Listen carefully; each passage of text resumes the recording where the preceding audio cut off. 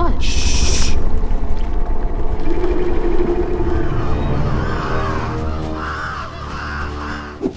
South of Midnight. اکشن ماجراجویی سوم شخص فانتزی دارکه که از انیمیشن‌های سبک استاپ موشن الهام گرفته شده و بازیکن باید در نقش دختری به اسم هیزل کاوش کنه و معماها رو حل کنه و با موجودات غول‌پیکر بجنگه. این بازی پر از محیط‌های گوتیک و موجودات خیالیه که در کنار افسانه‌ها و قصه‌های جنوب آمریکا یه فضای دیدنی و جذاب و ارائه میکنه. ماجرا اینجوریه که یه طوفان خیلی شدید تو شهر پراسپرو میاد و ترکیب میشه با یه سیل وحشتناک. مامان هیزل تنهایی تو خونه بوده که سیل میزنه زیر خونه و مامانه رو با خودش میبره. همزمان با این اتفاق هیزل هم یه توانایی شبیه جادو پیدا میکنه و میره دنبال مادرش بگرده که وارد یه دنیای خطرناک میشه و کم کم با یه ماهی گنده آشنا میشه که تو این مسیر همراهیش میکنه. به نظرم از اون دسته بازیاست که هم با روحیات پسرا جور در میاد هم دخترها. حدود 12-13 ساعت هم روند داستانی بازی طول میکشه و فقط قابلیت تک نفره آفلاین داره و گفته شده از لحظه انتشارش کاربرای گیم پس بهش دسترسی دارن. Black Frost, The Long Dark 2. یه اثر هنری خیلی جذاب، ادامه بازی The Long Dark. اول شخص سبک بقا در دنیای یخزده و سرد که المانای روانشناختی هم داره. تو این بازی باید شخصیت بازیتون رو بسازید و منابع محدودی که وجود داره رو مدیریت کنید و از خلاقیتتون استفاده کنید برای فراهم کردن پناهگاه. سازنده‌هاش تو این نسخه جدید یه سری چالش ذهنی قرار دادن که باید عمیقاً بهشون فکر کنیم و تصمیم درست رو برای زنده موندن بگیریم که تا حدود خیلی زیادی میشه داستان اصلی و جوری که دلمون میخواد رقم بزنیم. جدا از خطر حیوانات وحشی و سرما و گرسنگی و آدمایی که برای بقا حاضرن هر کاری بکنن، طوفان‌های قطبی و تابش رادیواکتیو هم تو این نسخه اضافه شده که با این ترکیب مطمئناً یکی از بهترین بازی‌های این سبک میشه. داستان بازی درباره شهر قطبی هارمونت که بعد از قطع شدن برق کل جهان و تابش شفق زیبای قطبی، مردم این شهر تصمیم میگیرن که تسلیم نشن و به زندگی ادامه بدن. این بازی قابلیت تک نفره آفلاین و کوآپ آنلاین داره که منم خودم خیلی دوست دارم بازیش کنم. Fable. اکشن ماجراجویی نقش‌آفرینی سوم شخصی که سازنده بازی فورزا هورایزن یعنی پلیگراوند گیمز داره میسازتش. نسخه اصلی این بازی جزء اولین بازیایی بود که اختصاصی برای کینکت طراحی شده بود. همون دستگاهی که بدن رو شناسایی می‌کرد و جلوش وای می‌ایستادیم و بدون کنترل بازی می‌کردیم. در واقع این نسخه‌ای که دارم درباره‌اش صحبت می‌کنم ریبوت شده همونه، ولی این بار خبری از کینکت یا واقعیت مجازی نیست. بازی در جهانی به اسم آلبیون روایت میشه که یه جورایی به عنوان سرزمین قهرمانان شناخته میشه و پر از ماجراجویی و چالش‌های فانتزیه و یه فضای طنزآمیزی هم داره که پر از تیکه‌ها و شوخی‌های جور و جوره. یکی از منحصر به فردترین گرافیکا رو داره که گفته شده این پروژه اهمیتش برای مایکروسافت و ایکس باکس خیلی زیاده. فعلا فقط تک نفره آفلاینش معرفی شده، بعیدم میدونم حالت آنلاین براش در نظر بگیرن. رفقا اگه دوست داشتید تو کانال تلگرام عضو بشید که اگه اتفاقی برای این کانال افتاد بتونیم سریع همدیگه رو پیدا کنیم. دمتون گرم. لینکش تو دیسکریپشن هست. The Blood of Dawn Walker.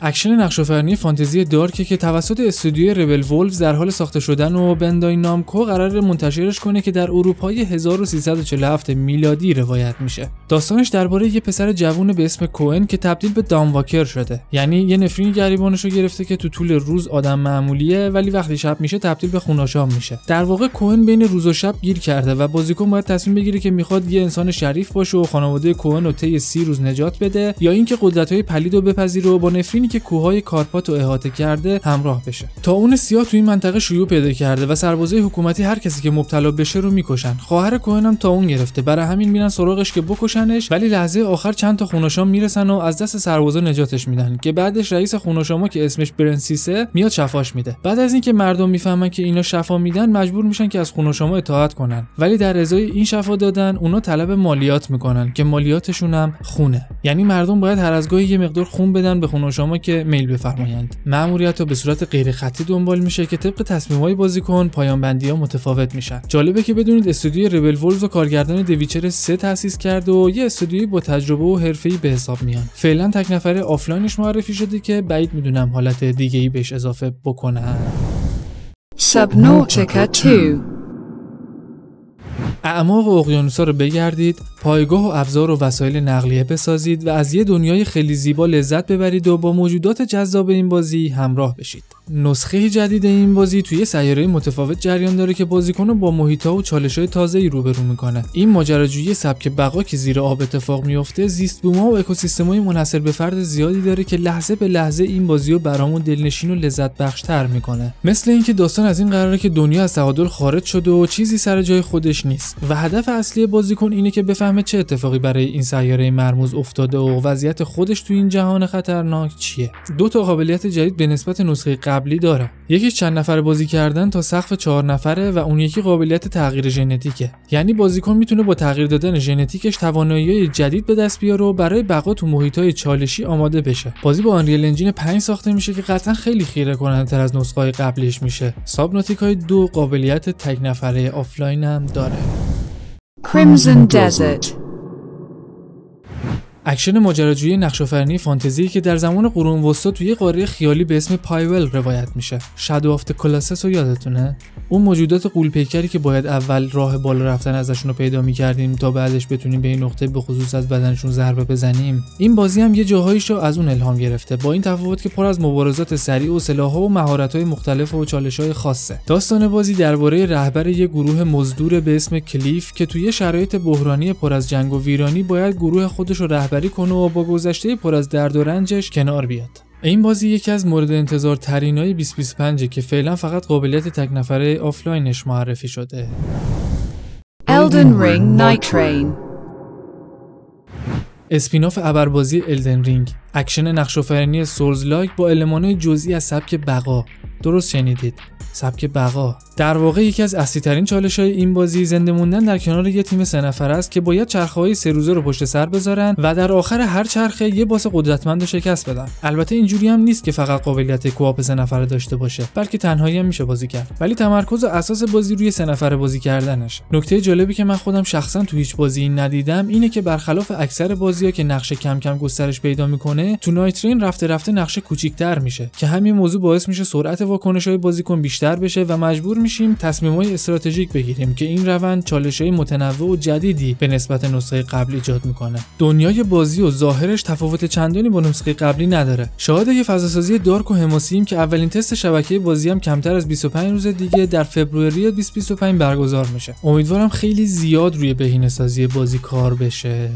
این روزا شرایط یوتیوب فارسی زیاد خوب نیست بچه‌ها. اگه با لایکاتون کانال رو حمایت کنید عالی میشه. سپاس فراوان از تک تکتون. The Sinking City 2.